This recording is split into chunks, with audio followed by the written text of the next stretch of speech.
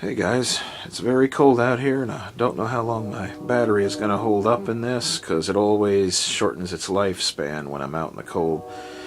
But this is just to give you a kind of a concept of what happened the other night and why we nearly lost the pump. And this also explains the basics of an airlift well. So let's move on and see if we can get this.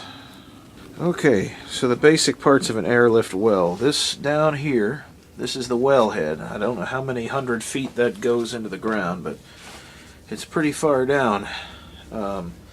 It's an older well, so it is not a 4-inch line or 4-inch casing. It is what it is. But anyway, the way you get water up from this, because this well doesn't have a submersible pump, which is a pump that sits down at the bottom of the well, is you use a compressor. This compressor was here when we moved here. I don't know how many years old it is, but it still functions. So until it breaks, there's no reason to replace it, even though I have the equipment to do it. But basically it comes out and it goes up and over and into the top of the wellhead here at the top of this T. That pipe, there's a plastic pipe, goes down. It's a little tube, goes down hundreds of feet, way, way, way down into the ground, into the aquifer, and sits just above the bottom of the casing. And what that does is when that compressor is running, it makes a lot of air down there. And the air, because the air wants to come up, and it has to come up through a pipe, forces the water, once there's enough buoyancy, forces the water and the air to come up, and it hits this T right here and goes off into that cistern. And way back in the day when they made these things, they used, anything that would hold the water. This may have actually been a piece of sewer pipe that was bought for this purpose that somebody concreted up, but it still works. Holds about 600 gallons, I think, is what's in there. And up here you have, inside this thing, as it fills up with water, you have a cutoff switch right here. And I'll show you how that works. Is when this thing gets down, there's a ball on the end of that wire,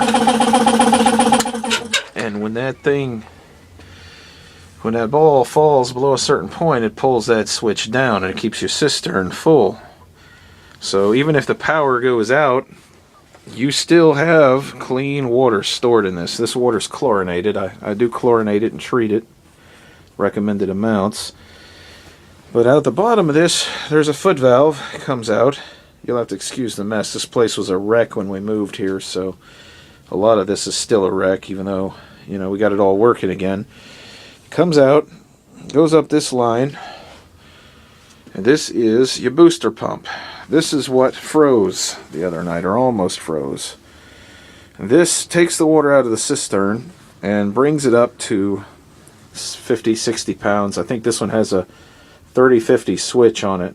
Cuts in at 30, cuts off at 50.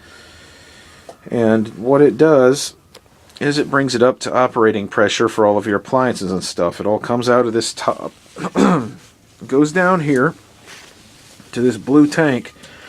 Now this blue tank has an air bladder in it about yay high up, and there's pressure put in on the top of it. So when that pump comes on and it pressurizes it, it pushes that air bladder up and it pressurizes into that tank. And what that does is that keeps your pump from going on, off, on, off, on, off, on, off, and wrecking your pump. It's basically a reservoir or a shock absorber of sorts.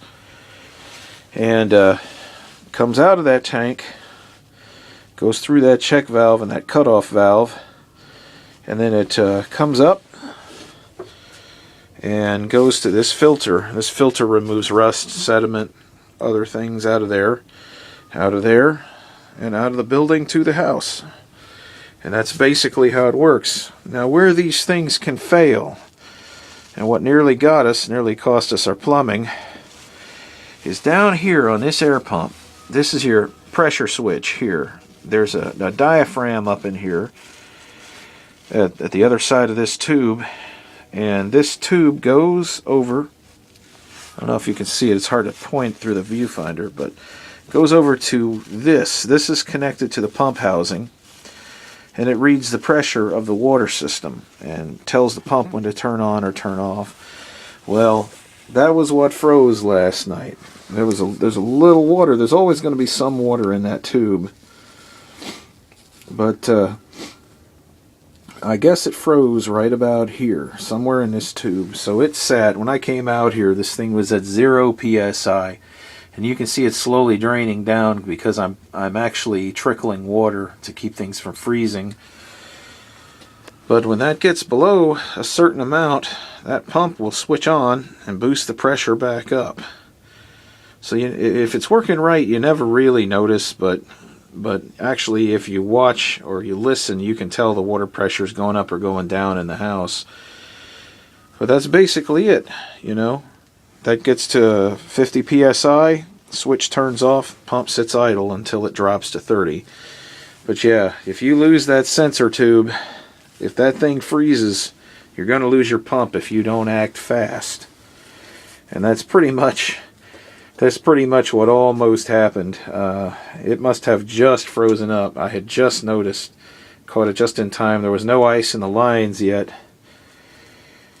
But so that's what I learned very quickly is you can do all that work on all those pipes that you want, but it's the little things. It's the little things, those little grab-ass things that sneak up and bite you on the rear, that mess your stuff up. And that right there was what almost got us. So now, temperature goes below 28. There's going to be a heater sitting out here in this thing. This is what I had to do night before last, was put that there. So we have, that's what happened, and that's basically the basics of how an airlift well works. Newer wells, what they do is they just put a submersible pump down at the base of the well, and it's underground. And the only thing you have coming out, you have a line coming out for your water that's under pressure. And you have one of those blue tanks like this that's just in line. You know, there's no booster pump because your pump down in the well is the whole shebang. You don't even have a compressor. But on these older systems, that was how they did it, was they would airlift it. And this one is still in working order. And the beauty of it is down in that wellhead, there are no moving parts. Nothing burns out down there. Nothing breaks down there. You don't have to pull the whole well if your pump goes out, you know. And on the downside of this is your pumping equipment is all above ground in a well house, and if it gets below freezing, you got to take precautions. But none of this is insulated because we keep the water moving when it gets cold. That, however, will be alleviated before next winter comes along. We're going to take care of that. This is where you prime it. This cap just unscrews. There's Teflon in there. Looks like it's dripping a little. It always has. That's not a product of freezing. But you just unscrew that, and you pour water down into the system. It goes down into the bottom to the foot valve and goes into the housing of the pump so that the pump can prime and start pulling water. And fairly easy, straightforward. It didn't take a whole lot to put this together. Just a few $100s. You bust one of these pumps, it's about $200 to $300. So, yeah, that was scary when that thing stopped working. So, I had to fix that right away. So that's about it then, and I will see y'all when I see y'all, and hope this video clears some things up.